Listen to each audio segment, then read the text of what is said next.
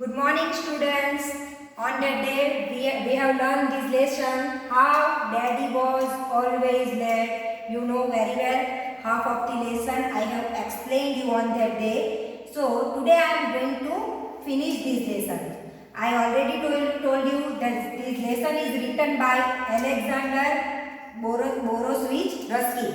He is the author of this lesson. In this lesson, I told you that it is about what is the effect of bad habit. We will revise what I have told you on that day. I will summarize it now. You just listen it. There is a daddy. One boy is there. His father is there. A grandfather and grandmother. These are the characters of this lesson that you know very well. But what is the lesson? Alexander Boroswich Ruskin is telling about his father. When his father was a small kid, at that time, what was his habit and what was the problem created in the life of his parents, that things are explained by our author in this lesson. I told you that when his father was a little boy, he always went to school very late. Other students was going to school on time or before bell rang, but his father was always going late and giving different reason to his teacher. We have already learned this. After that, I told you that when his father's parent told him to write something homework, at that time father always giving excuses. Why? I told you on that day that this little father always very much off and off reading the story. He liked to read story books. Always he want to read story books. He don't want to do homework of the school. He didn't like to do that. And he always giving excuses to his parents that wait a second. Right? And after that in evening he was exhausted and he was just sleep without completing his homework. So this was the story we already learned on that day. Today I am going to start half of the lesson which is remaining. हमने देखा था कि grandma और grandpa भी वो थक जाते हैं इसको बोल के और लास्ट में सो जाते हैं और हमारे जो ऑथर है उसका होमवर्क इनकम्प्लीट ही होता है. आफ्टर दैट क्या होता है we will see now. In the morning it was different story.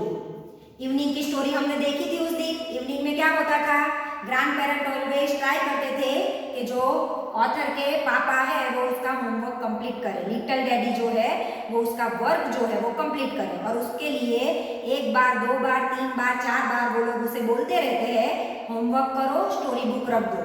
पर जो ये लिटिल डैडी होते हैं वो उनकी बात मानते नहीं है और वो स्टोरी बुक पढ़ते ही जाते हैं. एक पेज खत्म करते हैं, दूसरा स्टार्ट कर देते हैं. बोलते हैं कि अभी खत्म करके होमवर्क करूंगा, फिर नहीं करते, फिर से दूसरा पेज स्टार्ट कर देते हैं और ऐसे करके शाम हो जाती है, थक जाते हैं और सो जाते हैं. अब मॉर्निंग होती है. अब मॉर्निंग में क्या होता है, इन the morning it was a different story. अब ग्रैंडमा कहती है gate up. Grandma would say wait a second, little daddy would mumble. Here meaning of mumble is I have written here speak in unclear voice. You know, जब आप सोए होते हो when you will in sleep someone will ask you, your voice is not clear, that you know very well. हम जब सोए होते हैं और बीच में हमें कोई उठाए और कुछ पूछे तो हम क्लियर वॉइस में आंसर नहीं दे पाते. उसी तरह वो आधी नींद में होते हैं ऑथर और रिप्लाई देते हैं वेट अ सेकेंड. जैसे वो इवनिंग में होमवर्क के लिए रिप्लाई देते हैं wait a second, just like that वो मॉर्निंग में उठने के लिए भी सेम रिप्लाई देते हैं wait a second. Get up. Grandma would shout. अभी ग्रैंडमा गुस्से हो जाते हैं. शाउट यानी कि चिल्लाते हैं. तो फिर से उनका रिप्लाई होता है wait a second. You are late. Grandma बोलते हैं कि तुम लेट हो गए हो, तो फिर से बोलते हैं wait a second. Now everyone knows how hard it is to get up when you went to bed late the night before. You know very well. अगर आप अगले दिन रात को लेट सोओगे तो आपको सुबह में उठने में तकलीफ होने ही वाली है. वो आप हो, मैं हूँ या कोई अदर पर्सन हो. कोई भी ह्यूमन बीइंग होगा, अगर रात को 12-1 बजे सोएगा तो मॉर्निंग में 5 बजे कभी उठ सकता नहीं है। And this is the bad habit, you know very well. One proverb is that in Gujarati I am telling you, રાતે જે વહેલા સુવે વહેલા ઉઠે વીર, बल बुद्धि ने धन वधे सुखी रहे शरीर। ये प्रोवर्ब में क्या कहना चाहते हैं कि अगर हम रात में जल्दी सो जाएंगे तो सुबह में हम जल्दी उठ जाएंगे, और अगर हम सुबह में जल्दी उठेंगे तो हमारी हेल्थ में कभी भी कोई प्रॉब्लम नहीं आएगा। तो यही बात ऑथर हमें यहाँ पे समझाना चाहते हैं कि हम अपना टाइम अगर काम पे कर लेंगे, टाइम पे कर लेंगे तो कोई भी चीज में हमें कभी भी प्रॉब्लम नहीं आएगा। ये ऑथर की बात नहीं है, ये हम सबके लिए है। मैं भी अगर मेरा टाइम 5 मिनट लेट करूंगी तो मैं पूरे दिन वो 5 मिनट करके हर चीज में लेट होती जाऊंगी और मेरा काम दिन का जो होगा वो कभी अच्छे से कंप्लीट नहीं होगा। तो ये लेसन में हमें यही कहना चाहते हैं कि आपकी जो बैड हैबिट है लेट काम करने की, वो हमेशा आपकी लाइफ में मुश्किल क्रिएट कर सकती है, जो ये हमारे ऑथर के डैडी के साथ हुआ था बचपन में। तो हमने देखा कि जब हम लेट सोएंगे तो लेट ही उठेंगे, ये तो एक रीज़न है ही, हर किसी की लाइफ में है कि अगर कुछ काम हम लेट करेंगे तो उसकी इफेक्ट तो हमारे पूरे दिन पे होने ही वाली है। Just like that happen with this authors little daddy. You have all your sweetest dream in the morning, especially if you have to go to school. और आपको सारे आपके सपने जो होते हैं ना अच्छे वाले स्वीट वाले, वो मॉर्निंग में ही आते हैं, और स्पेशली जब स्कूल जाना होता है तो आपको मॉर्निंग में ज़्यादा सपने आएंगे और आप कभी भी उठना नहीं चाहोगे। ये सबके साथ ही होता है।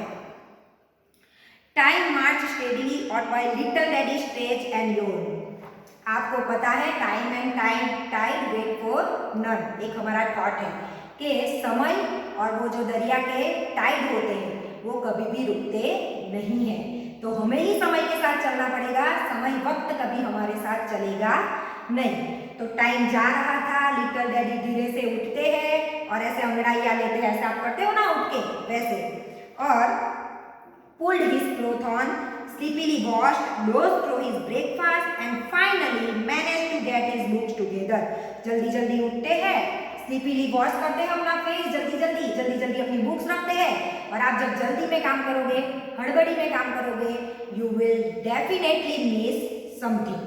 तो पापा भी उसके ऐसा ही करते थे, लेट उठते थे, धीरे धीरे उठते थे, फिर उसको पता चलता था कि तो मुझे लेट हो गया, तो सारी चीज़ें हड़बड़ी में करने लगते थे और फाइनली अपना बुक मैनेज करके रखते थे। Then he was out of the house and running to school. फिर घर से निकलते थे और भागते थे स्कूल जाने के लिए। क्यों भागते थे? क्योंकि पता था कि मैं लेट हो गया हूँ, और लेट स्कूल जाते हैं तो you know very well teacher scold you. Teacher की बात जाने दो, अगर टीचर नहीं डांटेंगे तो भी आपका जो लेसन स्कूल में चल रहा होगा वो आपका हाफ मिस हो जाएगा। तो वैसा ही ये ऑथर के लिटिल डैडी के साथ होता है। Since little daddy did his homework at the last minute, he never did it well. आपको मैंने जैसे बताया वो हमेशा लास्ट मिनट पे होमवर्क करने बैठते थे, तो नींद में उसका होमवर्क कभी भी अच्छा होता नहीं था। Since he was always late for school, he often missed the teacher explanation of a new subject. और दूसरी बात कि वो हमेशा ही स्कूल लेट जाते थे, तो टीचर की हाफ एक्सप्लेनेशन हो जाती थी, बाद में वो स्कूल पहुंचते थे तो वो जो एक्सप्लेनेशन होती थी वो भी उसकी हाफ छूट जाती थी। और कोई भी चीज़ अगर आप हाफ से आधे से पढ़ोगे तो वो आपको समझने में हमेशा मुश्किल ही होगी। उसके लिए आपको टीचर को फर्स्ट से लेकर लास्ट तक सुनना पड़ेगा, तभी आपको वो सब्जेक्ट या वो टॉपिक क्लियर होगा। This made it harder for him to understand what the rest of the class was doing. बाकी का पूरा क्लास अच्छे से होमवर्क करके लाता था, टाइम पे आ जाता था, तो डैडी को वही प्रॉब्लम होता था, जो हाफ ऑफ द क्लास अच्छे से कर लेता था वो कभी नहीं कर पाते थे। Little daddy was always let all his life, और ये उसकी हैबिट उसकी लाइफ टाइम रही। जब भी वो छोटे थे तो स्कूल के लिए प्रॉब्लम होता था, होमवर्क के लिए प्रॉब्लम होता था, बड़े हुए तो same habit he has repeated for his office work, his job. He was late for school, late for college, late for work. School के लिए लेट हुए हमेशा, कॉलेज में भी वही हैबिट रही, और जॉब करते टाइम भी उनकी वही हैबिट चेंज नहीं हुई। He lost out on many things in life because of these awful habits. AWFUL awful. awful यानी कि very bad. ये awful habit जो है यानी कि उसकी बहुत bad habit की वजह से उनकी पूरी लाइफ उनको बहुत सारी चीज़ों में सफ़र करना पड़ा. His friends love to tell funny stories about his being late. उसके जो भी फ्रेंड्स थे वो उनको फन करते थे, उस पर मजाक उड़ाते थे और स्टोरीज बताते थे एक दूसरे को उनके लेट होने के बारे में. Even now daddy doesn't know how to walk slowly. और उनकी ये बैड हैबिट की बात के लिए पता है आपको, आज भी मेरे जो पापा है कभी भी स्लोली नहीं चल सकते क्योंकि उन्होंने काम कभी टाइम पे किया ही नहीं, हर चीज़ में हमेशा लेट हुए. So he has habit to running. Every time he do his work in fast. मतलब हड़बड़ी में हर काम वो करना सीख गए और रनिंग बस चलना उन्होंने सीखा ही नहीं. He is always in a hurry because he is used to being late. और वो हमेशा हड़बड़ी में रहे क्योंकि वो हमेशा लेट ही रहे. तो students, in this lesson author is telling us about his father, his daddies childhood, his daddies young life, everything. Why? Because he want to teach us the meaning, the importance of punctuality. Punctuality यानी नियमितता. अगर आपकी life में आप नियमित रहोगे, punctual रहोगे, कोई भी चीज़ आप टाइम पे करोगे तो आपका काम हमेशा अच्छा ही होगा. लेकिन अगर आपका 5 मिनट 10 मिनट हर रोज़ का हर चीज़ में लेट करते गए तो वो आपकी हैबिट बन जाएगी और ये हैबिट आपको लाइफ टाइम के लिए प्रॉब्लम करेगी. तो हमें क्या सीखना है इससे कि we should be do our work on time. चाहे वो होमवर्क हो, घर का कोई अदर काम हो या फिर कोई भी XYZ work you have to do, you should remember this, I have to complete this work in time. और मैंने आपको लास्ट लेक्चर में भी बताया था, उसके लिए आपको एक टाइम टेबल बनाना पड़ेगा. You have to prepare one time table. When I will wake up at 5 o'clock and when I will sleep at 9 o'clock. Till that time, what I have to do? For that, I have to prepare one particular timetable. 5 o'clock I will wake up. I will be ready within 1 hour. After that, I will go to school. At school, I will study on time, do the work on time. After that, I will come to school. I will play for half an hour. I will do my lunch, I will do my dinner. After that, I will do my homework for 1 hour. I will read for half hour. Like that. According to your convenience, you can prepare your timetable and you will be very much punctual in your life. So, students, I hope you understand this lesson, how daddy was always late, how he was getting so many trouble in his life because of only his one bad habit, being late every time. So we don't have to repeat this. We have to do our work on time.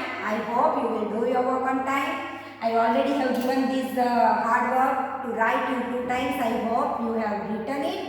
And today I will give you question answer of this particular lesson. I will send you photograph of that question answer. You have to complete it today only in your English notebook, literature notebook. You have to prepare 2 notebooks. One is for grammar, other one is for literature. And these things you have to write in your literature notebook. And students, listen it. You have to write first of all name of the lesson. After that you have to write author's name. After that you have to start by meaning. First of all you will write meaning. And you will write all these meaning 2 times. And you have to leave 1 line after writing 1 meaning. And your handwriting must be neat and clean. So teachers can understand it. When you will come to school, teacher will check your homework. Okay. So today's homework is question answer. And I will send you photograph of that question answer.